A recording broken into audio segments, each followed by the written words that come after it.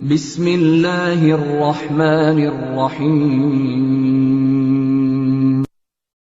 برادران اسلام، آج کل اگر ہم اپنے اسلامی معاشرے میں اور بالخصوص اسلامی ممالک میں نظر ڈالیں تو یہ بات ہمارے سامنے آیا ہوتی ہے، کھل کر آتی ہے کہ کس طرح لوگوں کی اکثریت ایک ہی شکوہ کرتی ہے: معیشت تباہ ہو گئی، بے روزگاری عام ہو چکی ہے، لوگ بے روزگار ہیں، فاقے کاٹ رہے ہیں، تنگ دستی ہے، رزق کی قلت ہے، امن نہیں ہے، امان نہیں ہے، نہ دلوں میں اطمینان ہے، نہ گھروں میں سکون ہے، لوگ پریشان ہیں۔ اور اسی تعلق سے کچھ لوگ دھرنے دیتے ہیں۔ میں کسی خاص کی بات نہیں کر رہا، میں عام بات کر رہا ہوں۔ اسی تعلق سے لوگ جلوس نکالتے ہیں، ہڑتالیں کرتے ہیں، مار پیٹ کرتے ہیں، گالی گلوچ سے کام لیتے ہیں، بد اخلاقی پر اتر آتے ہیں، لڑائی جھگڑے پر اتر آتے ہیں۔ مگر افسوس یہ ہے کہ ہر بندہ دوسرے بندے کو معیشت کی تباہی کا ذمہ دار قرار دیتا ہے، لیکن جو اصل حقیقت ہے، اصل بات ہے، اصل سبب ہے، اس کو سمجھنے کی، اس کو جاننے کی لوگ کوشش نہیں کرتے۔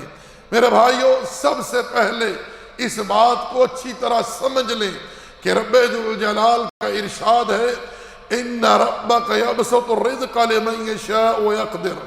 تیرا رب جسے چاہتا ہے رزق میں فراغی دیتا ہے، اور جس کے لیے چاہتا ہے اللہ جل وعلا رزق کو تنگ کر دیتا ہے۔ میرے بھائیوں، ہر انسان کو یہ زندگی جینے کے لیے دو چیزیں درکار ہیں: ایک بھوک میں کھانا اور ایک امن و امان۔ بات سمجھے؟ اور یہ دونوں چیزیں رب ذوالجلال کے اختیار میں ہیں، رب ذوالجلال کی عطا سے ہیں۔ اللہ جل وعلا نے اہل مکہ کے متعلق ارشاد فرمایا، جن پر رب ذوالجلال نے بے شمار احسانات کیے، ان کے لیے سفر جو ہے مسخر کر دیے۔ سردیوں کا سفر، گرمیوں کا سفر، چاہیں تو یمن جائیں، چاہیں تو شام جائیں، تجارتی قافلے آ جا رہے ہیں، راستے میں کوئی خوف، کوئی خطرہ نہیں، بڑے آرام سے، امن سے، امان میں آتے ہیں، جاتے ہیں، کوئی پوچھنے والا نہیں۔ اللہ جل وعلا نے کیا ارشاد فرمایا: لإلاف قریش إیلافہم رحلۃ الشتاء والصیف فلیعبدوا رب هذا البیت الذی اطعمہم من جوع وآمنہم من خوف۔ اب اس گھر کے رب کی عبادت کرو جس نے تمہیں بھوک میں کھانا دیا ہے اور خوف میں امن دیا۔ تو پتہ کیا چلا؟ بھوک میں کھانا کون دیتا ہے؟ اللہ۔ خوف میں امن کون دیتا ہے؟ اللہ۔ حدیث قدسی میں رب ذوالجلال ارشاد فرماتا ہے کہ میرے بندو، تم سب کے سب بھوکے ہو، مگر جسے میں کھانا کھلاؤں، مجھ سے ہی کھانا طلب کرو، میں تمہیں کھانا دوں گا۔ میرے بھائیوں، معیشت کی جو بحالی ہے، رزق میں جو فراغی ہے، جو امن و امان ہے، وہ دھرنوں سے حاصل نہیں ہوتا، وہ ہڑتالوں سے، جلوسوں سے حاصل نہیں ہوتا، بلکہ رب ذوالجلال کی عبادت سے، اللہ جل وعلا کے تقوی سے، اللہ جل وعلا کی فرما برداری سے۔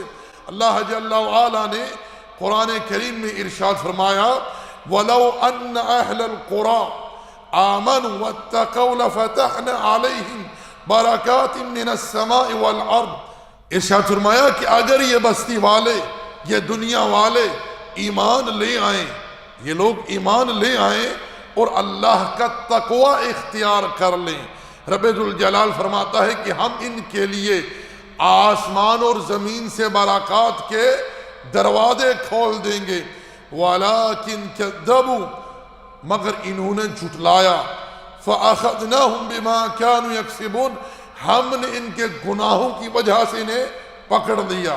ظَهَرَ الْفَسَادَ فِي الْبَرِّ وَالْبَحْرِ بِمَا كَسَبَتْ أَيْدِي النَّاسِ لِيُذِيقَهُمْ بَعْضَ الَّذِي عَمِلُوا لَعَلَّهُمْ يَرْجِعُونَ۔ خشکی میں اور تری میں جو فساد برپا ہوا ہے، وہ لوگوں کے ہاتھوں کی کمائی ہے، لوگوں کے گناہوں کا نتیجہ ہے۔ ہم انہیں ان کے گناہوں کا مزہ چکھائیں تاکہ اللہ جل وعلا کی طرف رجوع کریں، توبہ کریں اپنے گناہوں سے۔ تو میرے بھائیو، میرے دوستو، اگر امن چاہتے ہیں، کھانا چاہتے ہیں، برکات چاہتے ہیں، ہدایت چاہتے ہیں، تو آؤ اللہ جل وعلا کی فرما برداری کی طرف، آؤ اللہ کی خالص عبادت کی طرف۔ اللہ جل وعلا نے قرآن کریم میں ارشاد فرمایا، الذین آمنوا ولم يلبسوا ایمانہم بظلم اولئک لہم الامن وہم مہتدون۔ جو لوگ ایمان لائے، ایمان لانے کے بعد انہوں نے اپنے ایمان کو ظلم میں ملوث نہ کیا، یعنی شرک میں ملوث نہ کیا، ایسے ہی لوگوں کے لیے امن ہے اور یہی لوگ ہدایت یافتہ ہیں۔ مگر افسوس در افسوس، ایک کثیر تعداد ایمان لانے کا دعویٰ کرتی ہے، لیکن یہ لوگ سر سے لے کر پاؤں تک اور پاؤں سے لے کر سر تک شرک میں، بدعات میں، خرافات میں، اللہ کی نافرمانی میں، فسق اور فجور میں ڈوبے ہوئے ہیں، اور پھر ذمہ دار قرار دیتے ہیں معیشت کی تباہی کا۔ کن کو؟ انسانوں کو، اپنے جیسی مخلوق کو۔ سن لے رب ذوالجلال کا فرمان، وَمَنْ أَعْرَضَ عَنْ ذِكْرِي فَإِنَّ لَهُ مَعِيشَةً ضَنْكًا وَنَحْشُرُهُ يَوْمَ الْقِيَامَةِ أَعْمَى۔